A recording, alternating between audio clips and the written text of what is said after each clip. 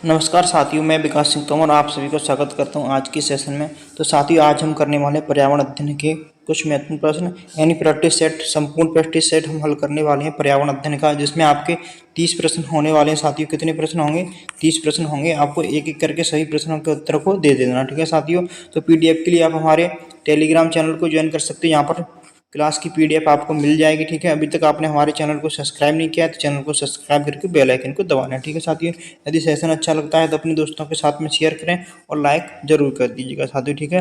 पहला प्रश्न है आपके सामने, इसका आपको उत्तर बताना है। इस तरह से आपके 30 प्रश्न हम आज हल करेंगे, ठीक है। और अब आपके पास ज़्यादा समय साथियों नहीं बचा है, तो प्रैक्टिस सेट आपको ज़रूर लगाने हैं, जिससे आपको पता चलेगा कि हम 30 में से कितने प्रश्न कर पा रहे हैं, क्या कमियां हैं, क्या क्या कमियां रह गई हैं, उन्हें कंप्लीट करना है, ठीक है साथियों। और कमेंट बॉक्स में कमेंट करके जरूर बता देना। तो बताइएगा, पहला प्रश्न आपके सामने है, ऊर्जा स्रोतों जो घटता जा रहा है। ऊर्जा स्रोत जो घटता जा रहा है कौन सा है? सौर ऊर्जा है क्या, जीवाश्म ईंधन है, कोयला है, जल है? तो आपका इसका राइट जो आंसर हो जाएगा ऑप्शन बी राइट आंसर हो जाएगा। कौन सा होगा? ऑप्शन बी राइट आंसर हो जाएगा। जीवाश्म ईंधन है जो हमारा क्या है, घटता जा रहा है। अब बात करोगे सर कोयला भी घटता जा रहा है, तो कोयला जीवाश्म ईंधन के अंदर ही आता है, तो इसलिए हमने बी ऑप्शन राइट मारा है, ठीक है साथियों। चलते हैं हम अगले प्रश्न पर। प्रश्न नंबर 2, दो विभिन्न प्रजातियों के मध्य परस्पर क्रिया क्या कहलाती है? तो दो विभिन्न प्रजातियों के मध्य क्या कहलाती है? तटस्थता कहलाती है, जनसंख्या कहलाती है, नरमांस भक्षण कहलाती है, प्रदूषण कहलाती है। साथियों, सभी प्रश्न काफ़ी इंपॉर्टेंट हैं, तो सेशन को छोड़ के नहीं जाना है। यदि आप छोड़ने के विचार बना रहे हैं तो ये मानो आप 30 महत्वपूर्ण प्रश्नों को आज छोड़ने वाले हो, ठीक है। तो लास्ट तक जरूर ज्वाइन कीजिए, ज़्यादा समय नहीं लेंगे हम, 20 से 25 मिनट में इसको खत्म कर देंगे, ठीक है साथियों। तो बताइएगा इसका जो राइट आंसर हो जाएगा क्वेश्चन नंबर 2 का, ठीक है। तो इसका राइट आंसर होगा ऑप्शन हमारा ए, ठीक है, यानी तटस्थता बोलते हैं। चलते हैं हम आगे, बात करते हैं। अगला प्रश्न आपके सामने है, निम्नलिखित में से कौन सा रोग धूल से होता है? बताना है हमें, धूल से कौन सा रोग हो जाता है? तो सिलिकोसिस होता है क्या, क्षय रोग हो जाता है यानी टीबी हो जाता है आपका, जियोआरडाइसिस हो जाता है क्या, सिस्टिक फाइब्रोसिस हो जाता है, ठीक है। तो बताइएगा क्वेश्चन नंबर 3 का जो राइट आंसर होने वाला है वह है ऑप्शन आपका ए, ठीक है। सिलिकोसिस नामक रोग हो जाता है, किसके कारण होता है? ये धूल के कारण होता है, इसको आपको याद रख लेना, ठीक है साथियों। ये एमपी डेट में आया हुआ प्रश्न है, तो सारे प्रश्न एमपी डेट में आए हुए प्रश्न हैं साथियों, तो काफ़ी महत्वपूर्ण प्रश्न है आपके लिए। तो टाइफाइड रोग के संबंध में निम्नलिखित में से कौन सा कथन गलत है? तो बताना है आपको, टाइफाइड रोग के संबंध में कौन सा कथन गलत है? तो माइक्रोबैक्टीरिया लेप्राई टाइफाइड का कारण बनता है, ठीक है, ऑप्शन ए है। ऑप्शन बी है आपका, दूषित भोजन पानी को संक्रमण करता है। ऑप्शन सी है, लक्षणों में तेज बुखार, कमजोरी, कब्ज और भूख न लगना आदि शामिल होगा आपका। गंभीर मामलों में आंतों की वैध और मृत्यु हो सकती है। तो बताइएगा क्या इसका जो राइट आंसर होगा क्वेश्चन नंबर 4 का? तो साथियों, क्वेश्चन नंबर जो 4 का है गलत पूछा है, तो माइक्रोबैक्टीरियम लेप्राई टाइफाइड का कारण बनता है, ये आपका क्या है, गलत हो जाता है। ये बात कैसी है? असत्य है, ठीक है साथियों। तो आपका ऑप्शन ए राइट आंसर होगा। कौन सा राइट आंसर होगा? ऑप्शन ए राइट आंसर होगा। आगे बात करते हैं अगले प्रश्न की। प्रश्न नंबर 5, घोड़े की सवारी करने जैसे परिवहन प्रदान करने वाले जानवरों को कहा जाता है? इस तरह के प्रश्न आपको देखने को मिलेंगे, ठीक है साथियों। तो ऑप्शन ए है, ट्रांसजेनिक पशु बोलते हैं क्या? ऑप्शन बी है, भारवाही पशु बोलते हैं क्या? अनुवांशिक रूप से संशोधित पशु बोलते हैं क्या? ऑप्शन डी है, घरेलू पशु बोलते हैं क्या? आपके सामने 4 ऑप्शन है, आपको बताना, ठीक है। क्वेश्चन नंबर 5 का जो राइट आंसर है ऑप्शन आपका बी हो जाएगा। इसे बोलते हैं भारवाही पशु बोलते हैं। क्या बोलते हैं? जैसे घोड़े की सवारी करना, परिवहन प्रदान करना, यानी कोई सामान ले जाने के लिए जो घोड़ा गाड़ी होती है उनमें इस्तेमाल करते हैं, उन्हें क्या बोलते हैं? भारवाही पशु बोलते हैं, ठीक है। जैसे आपके बैल हो गया है, बैल हो जाता है, घोड़े हो जाते हैं, ऊँट हो जाता है, इन सब का उपयोग आप किस में करते हो? तो ऊँट हो गया, इसका सब भारवाही पशु कहलाते हैं, ठीक है साथियों। चलते हैं हम आगे। अगला प्रश्न आपके सामने, कौन सी जोड़ी सही नहीं है? बताना है सही नहीं है, ठीक है। यानी विटामिन डी सूखा रोग, विटामिन डी से सूखा रोग होता है। थायमिन बेरी बेरी नामक रोग हो जाता है। विटामिन के बांझपन नामक रोग हो जाता है, ठीक है। यानी नाइसिन यानी पोलेग्रा। तो गलत बताना, गलत कौन सा? इसमें 4 आपके सामने दिए गए हैं, किस विटामिन की कमी से कौन सा रोग होता है? मैंने आपको अच्छे से विटामिन पढ़ाए हुए हैं साथियों, आपको जो मैंने क्लासेस करवाई हैं उनमें जाकर के देख लेना, ठीक है साथियों। यदि आप इन सभी प्रश्नों के विश्लेषण जानना चाहते हो, संपूर्ण विश्लेषण, तो आपको ओल्ड पेपर वाली जो क्लास की पीडीएफ बनी है ना, उसमें जाकर के सभी ओल्ड पेपर पर्यावरण अध्ययन के देख लेना, जिसमें मैंने आपको संपूर्ण विश्लेषण के साथ में सारे प्रश्न करवाए हुए हैं, ठीक है साथियों। तो बताइएगा इस जो प्रश्न का राइट आंसर होने वाला है क्वेश्चन नंबर 6 का, वो हो जाएगा विटामिन के ठीक है, यानी बी, सी ऑप्शन आपका सही हो जाएगा। ठीक है, ये क्या है, गलत है। और बाकी क्या है, विटामिन डी से क्या है, सूखा यानी हड्डियां कैसी हो जाती हैं, कमजोर हो जाती हैं। थायमिन यानी विटामिन बी की कमी से होता है। ठीक है, बेरी नामक हो जाता है। ठीक है, नाइसिन यानी पोलेग्रा नामक बीमारी आपकी हो जाती है। ठीक है, ऑप्शन आपका सी राइट आंसर है इसका। नहीं पूछा है तो नहीं आपने बता दिया। अगला प्रश्न आपके सामने है, स्वस्थ हड्डियों के लिए निम्नलिखित में से क्या आवश्यक है। आपको बताना है स्वस्थ हड्डियों के लिए निम्नलिखित में से क्या आवश्यक है। तो कैल्शियम और विटामिन ई आवश्यक है क्या, पोटेशियम और विटामिन के आवश्यक है क्या, कैल्शियम और विटामिन डी आवश्यक है क्या, कैल्शियम और विटामिन सी आवश्यक है क्या। बात की जा रही हड्डियों की, तो हड्डियों के लिए हमें किसकी आवश्यकता होती है, विटामिन डी की आवश्यकता होती है। और किसकी आवश्यकता होती है, तो आप बोलोगे सर कैल्शियम की आवश्यकता होती है। तो कैल्शियम और विटामिन डी किसमें पाया जाता है, देख लो आप इस ऑप्शन, कौन सा ऑप्शन हो जाएगा आपका। तो क्वेश्चन नंबर जो 7 है उसका ऑप्शन नंबर 3 हो जाएगा। तो 3 में क्या है, कैल्शियम और विटामिन डी की कमी से ये सारी इसकी आवश्यकता होती है, यानी हड्डियों को स्वस्थ रखने के लिए किसकी आवश्यकता होती है, तो विटामिन डी और कैल्शियम की आवश्यकता होगी। ठीक है, क्वेश्चन नंबर 8 आपके सामने है, किसमें सीधे ड्रॉ या हीट यानी सूखी ऊष्मा के बारे में बात की जा रही है, ड्राई हीट है के द्वारा जल द्वारा भोजन पकाया जाता है। तो ड्राई हीट के द्वारा भोजन पकाना, उसे हमें बताना, इसे बोलते हैं तलना बोलते हैं क्या, भूनना बोलते हैं, उबालना बोलते हैं, दिए गए विकल्प में से कोई नहीं।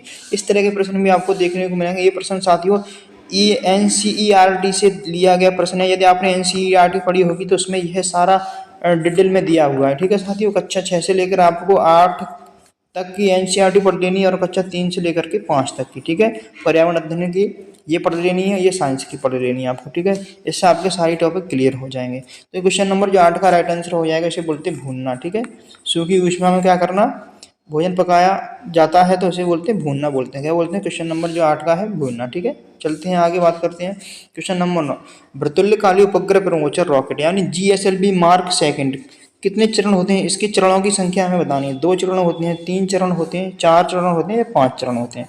तो आपको इसका जो राइट आंसर है वो बता देना है। ठीक है साथियों, तो बताइएगा इसका जो राइट आंसर होने वाला है क्या हो जाएगा।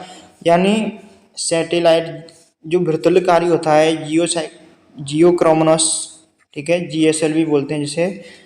तो इसमें कितने चरण होते हैं, मार्क सेकंड की बात की जा रही है। इसमें कितने चरण होते हैं आपको बताना है, 2, 3, 4, 5। तो इसमें कितने चरण होते हैं साथियों, 3 चरण होते हैं, आपको इसे याद रखना। ठीक है, GSLV मार्क सेकंड में कितने चरण होते हैं, 3 चरण होते हैं। ठीक है, इसे अच्छे से याद रखना है। इस तरह का प्रश्न आपको फिर से देखने को मिल सकता है। भारतीय अंतरिक्ष संपत्ति में शामिल है, तो बताइएगा अंतरिक्ष विज्ञान से आपके कई सारे प्रश्न आते हैं। तो बताइएगा कौन सा राइट आंसर हो जाएगा। क्वेश्चन नंबर 10, तो क्वेश्चन नंबर 10, 103 अंतरिक्ष यान, 111 अंतरिक्ष यान, 108 अंतरिक्ष यान, 100 अंतरिक्ष यान। तो भारतीय अंतरिक्ष संपत्ति में शामिल हैं, कितने शामिल हैं, तो ये साथियों पुराना डाटा है, नया डाटा नहीं है। तो पुराने डाटा के हिसाब से आपको बताना है। ठीक है साथियों, तो यह क्वेश्चन नंबर 10 का जो राइट आंसर हो जाएगा आपका कौन सा हो जाएगा, 111 हो जाएगा। ठीक है, 111 शामिल है। चलते हैं आगे बात करते हैं। परमाणु घड़ियां अत्यधिक सटीक और स्थिर घड़ियां होती हैं जिनकी त्रुटियां नैनो सेकंड से कम होती हैं, यानी गलतियां भी कैसी होती हैं, बहुत कम होती हैं। ठीक है, यानी 10, 20, 30, 40 कितने नैनो सेकंड की बात की जा रही है बताइएगा। क्वेश्चन नंबर 11, क्वेश्चन नंबर जो 11 का राइट आंसर है 10 हो जाएगा। इसका राइट आंसर क्या होगा, यानी ऑप्शन ए आपका ए राइट आंसर होगा। ठीक है, इसे आपको याद रखना है, 10। चलते हैं हम आगे, अगला प्रश्न आपके सामने है, चंद्रमा के संबंध में गलत कथन को चिन्हित कीजिए। तो आपको महत्वपूर्ण प्रश्नों का क्या है, प्रैक्टिस सेट चल रहा है साथियों। इससे क्या है, आपका रिवीजन भी हो जाएगा और इससे आपको पता चलेगा कि हमें कितना कुछ आ रहा है और कम समय में हम प्रैक्टिस सेट को कंप्लीट करने वाले हैं। यानी आपका समय भी बच रहा है साथियों और महत्वपूर्ण प्रश्न भी देखने को मिल रहा है। ऐसा नहीं है कि कुछ भी आपके सामने लेकर आया हूँ मैं, काफ़ी महत्वपूर्ण प्रश्न है साथियों, अच्छे प्रश्न है। तो आप इसे लास्ट तक देखोगे तो कुछ ना कुछ सीखने को मिलेगा ही। ठीक है साथियों, और प्रैक्टिस भी होगी आपकी और सीखने को भी मिलेगा। ठीक है, तो लास्ट तक जुड़े रहना है, बीच में छोड़ के नहीं भागना, क्योंकि आपका ज़्यादा समय वेस्ट नहीं होने वाला है। मात्र 20 से 25 मिनट में हम सेशन को क्या करते हैं, खत्म कर देंगे। ठीक है साथियों, तो बताइएगा इस प्रश्न का जो राइट आंसर होने वाला क्या होगा। चंद्रमा के संबंध में गलत कथन को चिन्हित कीजिए। यह एक प्राकृतिक उपग्रह, क्या है, प्राकृतिक उपग्रह है। यह ग्रहों और क्षुद्र ग्रहों की परिक्रमा करता है। पृथ्वी के 2 चंद्रमा हैं, क्या पृथ्वी के 2 चंद्रमा हैं। चंद्रमा कई आकार के प्रकार के होते हैं, यानी चंद्रमा कई आकार प्रकार के होते हैं। क्या ये बात सत्य है, हमें बताना है, कथन गलत को चिन्हित करना है। ठीक है, तो कथन गलत कौन सा हो जाएगा उसे हमें बताना है। यह एक प्राकृतिक उपग्रह है, क्या प्राकृतिक उपग्रह हो जाएगा आपका क्वेश्चन नंबर 12 का जो राइट आंसर होने वाला सी है। पृथ्वी की 2 चंद्रमा है, क्या 2 चंद्रमा है? नहीं है, ठीक है, ये क्या है, गलत है। चंद्रमा कई आकार के प्रकार के होते हैं, ठीक है, तो होते हैं, ठीक है साथ ही ये बात भी सत्य है। यह ग्रहों और क्षुद्र ग्रहों की परिक्रमा करता है, सही बात है। यह एक प्राकृतिक उपग्रह, ये बात भी कैसी है, सत्य है। तो हमारा कौन सा गलत हो जाएगा? ऑप्शन आपका सी गलत हो जाएगा, ठीक है। आपको समझ में आया होगा। आगे बात करते हैं, प्रश्न नंबर 13 आपके सामने है। बताइएगा इसका प्रश्न का जो राइट आंसर होने वाला क्या है। तो साथियों आपने कितने प्रश्नों के उत्तर हल कर पाए कमेंट बॉक्स में जरूर बताइएगा, ठीक है साथियों, कमेंट बॉक्स में जरूर बताना है। तो इसका जो राइट आंसर होगा क्या होगा बताइएगा। तो INS विक्रमादित्य मूल रूप से कौन से देश से संबंधित था? सोवियत संघ से था या संयुक्त राष्ट्र अमेरिका से है, यूके से, फ्रांस से? तो साथियों ये आपका ए ऑप्शन हो जाएगा। कौन सा होगा? ए, यानी कहाँ से हो जाएगा? सोवियत संघ से हो जाएगा, यानी USSR से आपका संबंध रखता है, ठीक है। निम्नलिखित में से किसे 2006 में बाहरी अंतरिक्ष मामलों के कार्यक्रम में स्थापित किया गया? तो बताइए किसे स्थापित किया गया था? UN स्पाइडर को किया गया था, UN क्ले को किया गया था, UN लिजार्ड को किया गया था, UNAR को किया गया था। तो बताइएगा बाहरी अंतरिक्ष यानी 2006 की बात की जा रही है साथियों। कितना बैक यानी जाकर के क्वेश्चन आपसे पूछा गया, 2006 बाहरी अंतरिक्ष मामलों के कार्यक्रम में शामिल किया गया था। तो ये कौन किया गया था? क्वेश्चन नंबर जो 14 का जो राइट आंसर है ऑप्शन आपका ए हो जाएगा, ठीक है। यानी UN स्पाइडर को शामिल किया गया था, किस लिए? अंतरिक्ष यानी अंतरिक्ष के जो बाहरी मामले हैं उसके लिए कार्यालय में स्थापित किया गया था, किसे? UN स्पाइडर को, ठीक है। यानी ऑप्शन आपका ए राइट आंसर है साथियों। इसको बताइएगा। क्वेश्चन नंबर 15 आपके सामने है। उर्वरक में अग्रणी स्थान लेते हैं, तो बताइएगा अग्रणी स्थान कौन लेता है? नाइट्रोजन उर्वरक लेते हैं क्या? फास्फेटिक उर्वरक लेते हैं क्या? पोटेशियम उर्वरक लेते हैं क्या? सम्मिश्र यानी मिश्रित यानी कॉम्प्लेक्स फर्टिलाइजर्स लेते हैं क्या? आपके सामने 4 ऑप्शन है, बताना है आपको। तो प्रश्न नंबर 15 का जो राइट आंसर हो जाएगा वो क्या होने वाला है? तो ये हो जाएगा उर्वरकों में अग्रणी स्थान लेते हैं, तो आपका कौन लेता है? नाइट्रोजन होता है, ठीक है साथियों। नाइट्रोजन ये यूरिया आता है ना, हम इस्तेमाल करते हैं ज़्यादातर खेतों में, कौन सा करते हैं? नाइट्रोजन वाला उर्वरक ही इस्तेमाल करते हैं, जिसे बोलते हैं आप यूरिया, ठीक है। जिसका हम क्या करते हैं? उर्वरकों में सबसे आगे स्थान कौन लेता है? तो यही लेता है, ऑप्शन आपका ए राइट आंसर हो जाएगा, ठीक है। आपको कृषि से भी कई सारे प्रश्न देखने को मिल सकते हैं साथियों, ठीक है। तो कोई भी टॉपिक आपको मिस नहीं करना, अच्छे से पढ़ना है। सारे टॉपिक NCERT बेस हैं सब। दलहनी फसलों के पौधे की जड़ों में राइजोबियम पाया जाता है, जिसका महत्वपूर्ण योगदान है। देखो प्रश्न को किस तरह से घुमा के आपको पूछा गया है, ठीक है। तो दलहनी फसलों में पौधों की जड़ों में राइजोबियम पाया जाता है, जिसका डैश महत्वपूर्ण योगदान है। क्या योगदान है? नाइट्रोजन स्थिरीकरण में योगदान है, पोटेशियम स्थिरीकरण में योगदान है, ऑक्सीजन स्थिरीकरण में योगदान है और फास्फोरस स्थिरीकरण में। तो साथ ही इसका तो आपको अच्छे से आंसर पता ही होगा। तो यह क्या करता है? नाइट्रोजन स्थिरीकरण करता है, यानी ऑप्शन आपका ए राइट आंसर हो जाएगा, ठीक है। चलते हैं हम आगे प्रश्न है आपके सामने। खरपतवार के बारे में सही कथन को चिन्हित करना है, हमें बताना है खरपतवार किसके कारण होता है, ठीक है। तो खेतों में प्राकृतिक रूप से उगने वाले अवांछित पौधे होते हैं, ये फसल को पोषक तत्व प्रदान करते हैं, यह फसल का उत्पादन बढ़ाने में सहयोगी होते हैं, यह फसल को काटने के बाद उगने की घास कहा जाता है। तो बताइएगा, आपके सामने 4 ऑप्शन है। तो क्वेश्चन नंबर जो 17 का राइट आंसर होने वाला साथी ए ऑप्शन होने वाला है। क्या आंसर?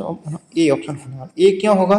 खेतों में प्राकृतिक रूप से उगने वाले अवांछित पौधे होते हैं, जो कैसे होते हैं? जो खेतों में उगाते हैं, ठीक है, अवांछित पौधे होते हैं, जिसे क्या बोलते हैं? खरपतवार बोलते हैं, ठीक है। ये कक्षा 8 में जो कृषि वाला टॉपिक दिया है ना आपका, उसके अंदर दिया है, ठीक है। वहीं से ये लाइन उठाई गई है आपकी, और यह MP टेट यानी प्रीवियस ईयर क्वेश्चन है साथियों। मैं अपने घर से बना के नहीं लेके आया हूँ इसे, ठीक है, आया हुआ प्रश्न है। तो यह कहाँ से लाइन ली गई है? आपकी कक्षा 8 कृषि वाला टॉपिक है, वहाँ से आपको लिया गया है, ठीक है। वहाँ से ये प्रश्न आया है आपके लिए। तो यह फसल को पोषक तत्व प्रदान करता है। यही पोषक तत्व कैसे प्रदान करेगा? ये तो पोषक तत्व क्या है? फसलों के लिए क्या है? जो पोषक तत्व होते हैं उनको क्या करता है? बांट देता है आधे आधे हिस्से में, क्योंकि जब पौधे उगते हैं तो क्या करते हैं? ये भी जमीन से पोषक तत्वों को लेंगे, तो पौधों को पोषक तत्व क्या है? कम मिल पाते हैं, ठीक है। तो इस तरह से आपका ऑप्शन ए राइट आंसर होगा। अगला प्रश्न आपके सामने है। निम्नलिखित में से कौन सी रोपण फसलें हैं? बताना है रोपण फसलें कौन सी है? कॉफी है, चाय है, गन्ना है, केला है, जूट है, ठीक है। बताना है कौन कौन सी आपकी रोपण फसलें हैं। आपका option A, B, C, D 4 option आपके सामने हैं साथियों, अच्छे से पढ़ लीजिएगा, मैं आपको समय दे रहा हूँ, ठीक है। रोपण फसल कौन कौन सी है आपको बताना है। क्वेश्चन नंबर 18 का जो राइट आंसर है आपको बता देना है, ठीक है।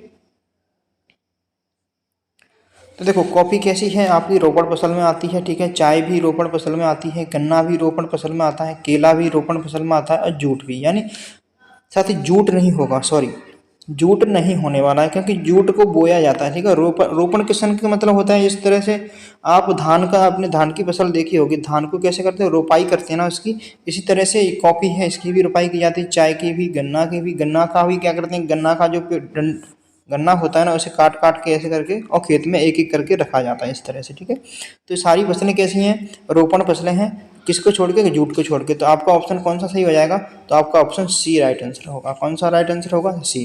यानी कॉफी, चाय, गन्ना, केला ये रोपण फसलें हैं। आपका धान भी कैसा हो जाता है, रोपण फसल के अंतर्गत ही आता है, ठीक है साथियों। तो आपका राइट आंसर कौन सा होगा, सी हो जाएगा, ठीक है। समझ में आया होगा। चलते हैं आगे। अम्लीय वर्षा का सबसे बड़ा कारण क्या है, तो अम्लीय वर्षा का जो सबसे बड़ा कारण क्या है, जीवाश्म ईंधन यानी फॉसिल फ्यूल का जलना, ग्रीन हाउस गैसें, फसलों को जलाना, प्लास्टिक को जलाना। तो अम्लीय वर्षा का जो मुख्य कारण हो जाता है, क्या हो जाता है, क्वेश्चन नंबर 19 का जो राइट आंसर है, जीवाश्म ईंधन यानी फॉसिल फ्यूलों का जलना, जिससे क्या है, ग्रीन हाउस गैस का क्या है, बढ़ती है और वातावरण हमारा कैसा होता जा रहा है, गर्म होता जा रहा है। सॉरी साथियों, ग्रीन हाउस के बारे में बात की जा रही है। तो ग्रीन हाउस गैस कौन सी है, ऑप्शन ए हो जाएगा, ठीक है। मैंने अभी गलत बोल दिया था, तो सही कर लेंगे। ऑप्शन ए ही बताया था, लेकिन वातावरण गर्म नहीं होता है। इससे क्या है, अम्लीय वर्षा से क्या होता है, जो इमारतें होती है ना हमारी, इमारतों का रंग कैसा होता है, पीला पड़ जाता है, ठीक है। एसिड रेन बोलते हैं इसे, ठीक है साथियों। इमारतों का रंग पीला पड़ जाता है, कई तरह की बीमारियां लोगों को हो जाती हैं, खुजली जैसी समस्या देखने को मिल सकती है आपको, ठीक है। देश की जनगणना के अनुसार भौगोलिक क्षेत्र और शहरी क्षेत्रों में रहने वाली कुल जनसंख्या के अनुसार निम्नलिखित में से भारत में सबसे अधिक नगरीकृत राज्य कौन सा है। तो बताना है सबसे अधिक नगरीकृत राज्य कौन सा है। कब की बात की जा रही है, 2011 की जनगणना के अनुसार, ठीक है। तो बताना है, गुजरात होगा आपका, महाराष्ट्र, आंध्र प्रदेश, तमिलनाडु है। क्वेश्चन नंबर 20 का जो राइट आंसर है, तमिलनाडु हो जाता है, यानी ऑप्शन आपका डी राइट आंसर होगा, ठीक है साथियों। चलते हैं आगे। अगला प्रश्न है, निम्नलिखित में से कौन सा कथन गलत है। बताना है, सीएनजी हालांकि में पेट्रोलियम डीजल की तुलना में महंगी है, परंतु पर्यावरण के लिए अनुकूल है।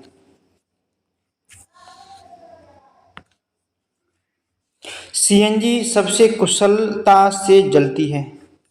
पेट्रोलियम डीजल से सीएनजी में मिलावट नहीं की जा सकती। सीएनजी का बहुत कम मात्रा में बिना जली रह जाती है। तो बताइएगा कौन सा कथन गलत पूछा है, गलत बताना है। क्वेश्चन नंबर 21 का जो राइट आंसर है, सीएनजी हालांकि पेट्रोलियम डीजल की तुलना में महंगी है परंतु पर्यावरण के लिए अनुकूल है। तो ये आपका राइट आंसर हो जाएगा, ठीक है साथियों। क्वेश्चन नंबर 21 का जो राइट आंसर ए ऑप्शन हो जाता है, सीएनजी हालांकि में पेट्रोलियम या डीजल की तुलना में कैसी है, महंगी है परंतु पर्यावरण के लिए अनुकूल है। तो गलत पूछा है इसका साथियों,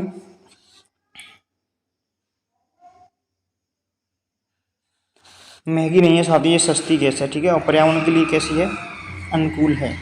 ऑप्शन आपका ए राइट आंसर हो जाएगा इसका, ठीक है। तो साथियों जो इसका जो राइट आंसर है वो ऑप्शन ए हो जाता है आपका, ठीक है। ऑप्शन ए ही है। देखो ये है, सीएनजी हालांकि पेट्रोल या डीजल की तुलना में कैसी है, महंगी है, ये बात कैसी गलत है, ये इतनी बात कैसी सही है। तो लेकिन यह गलत कैसा हो जाता है, उत्तर गलत हो जाता है, क्योंकि यहाँ से लेकर यहाँ से आपकी बात कैसी कही गई, गलत कही है, ठीक है। तो ऑप्शन आपका ए राइट आंसर हो जाएगा, ठीक है साथियों। चलते हैं हम आगे। डेसिबल निम्नलिखित में से किसकी मापने की इकाई है। तो बताना है आप सभी को, डेसिबल किसकी मापने की इकाई है, गहराई है, ध्वनि है, तापमान है, वायुदाब। चार ऑप्शन आपके सामने। क्वेश्चन नंबर 22 का जो राइट आंसर हो जाएगा, तो डेसिबल किसकी है, ध्वनि की है, ठीक है साथियों। ऑप्शन आपका बी राइट आंसर होगा। चलते हैं हम आगे। क्वेश्चन नंबर 23 है, प्रभावी संचार के लिए आप निम्नलिखित में से किस चरण का सबसे पहले विचार करेंगे। किसके लिए बात की जा रही, प्रभावी संचार के लिए। तो संचार के जो माध्यम होते हैं ना, कम्युनिकेशन के लिए आप किसका इस्तेमाल करते हो, तो बताइए। संचार चैनल का चयन करेंगे, मूल्यांकन प्रक्रियाएं, योजना बनाएंगे, संचार उद्देश्यों को निर्देशित करेंगे और संचार के लिए विभिन्न माध्यमों की पहचान करेंगे। ऑप्शन आपके सामने चार हैं। क्वेश्चन नंबर 23 का जो राइट आंसर है वो बता देना है। तो क्वेश्चन नंबर 23 का जो राइट आंसर है, संचार चैनलों का चयन करेंगे। ऑप्शन आपका ए राइट आंसर होगा, ठीक है। चलते हैं हम आगे, बात करते हैं अगले प्रश्न की। आदर्श शिक्षा निम्नलिखित में से सहायक होती है। तो आदर्श शिक्षा किसमें सहायक होती है, पेडागोजी का प्रश्न है साथियों। एक व्यक्ति की आजीविका के लिए, व्यक्ति की आत्मनिर्भरता के लिए, व्यक्ति की प्रतिष्ठा में वृद्धि, व्यक्ति को बुद्धिजीवी बनाना।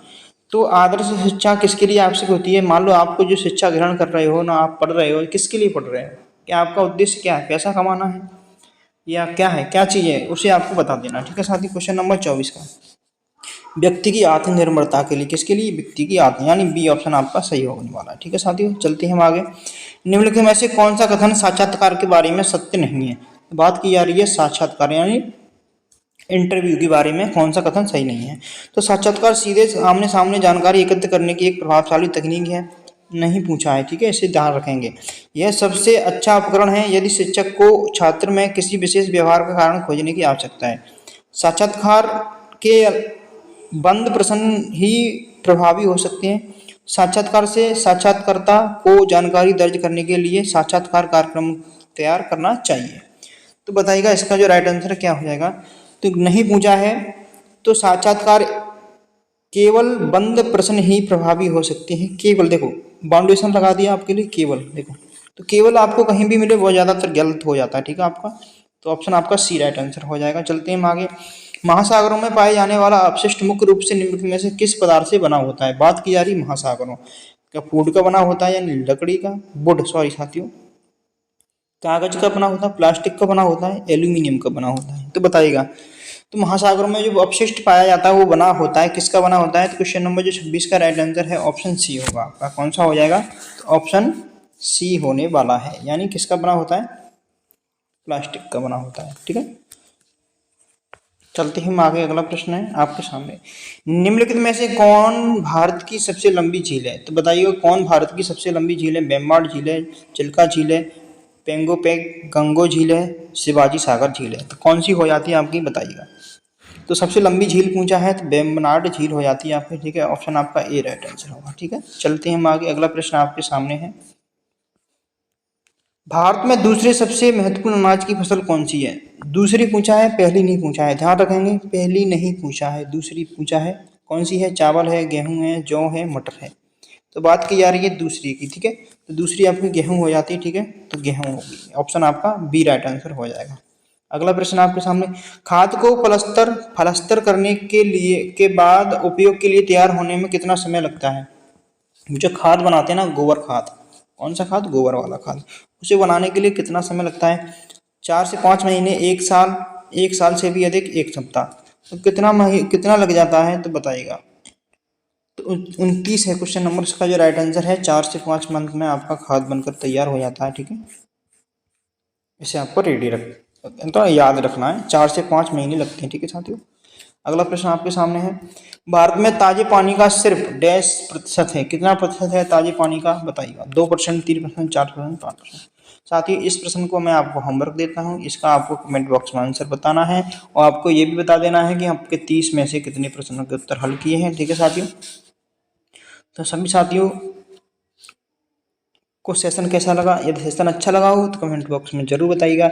यदि आप चाहते हो मैं आपके लिए इसी तरह के प्रश्न और लेकर आऊँ तो आपको कमेंट करके कमेंट जरूर बता देना है। ठीक है साथियों, अभी तक आपने हमारे चैनल को सब्सक्राइब नहीं किया, चैनल को सब्सक्राइब जरूर कर लीजिएगा, बेल आइकन को दबा लीजिएगा। ठीक है साथियों, सेशन अच्छा लगा हो तो लाइक कर दीजिएगा। पीडीएफ के लिए आप हमारे टेलीग्राम चैनल से ज्वाइन कर सकते हो। मिलते हैं अगली वीडियो में, तब तक के लिए सभी साथियों को नमस्कार, जय हिंद, वंदे मातरम। Thank you for watching.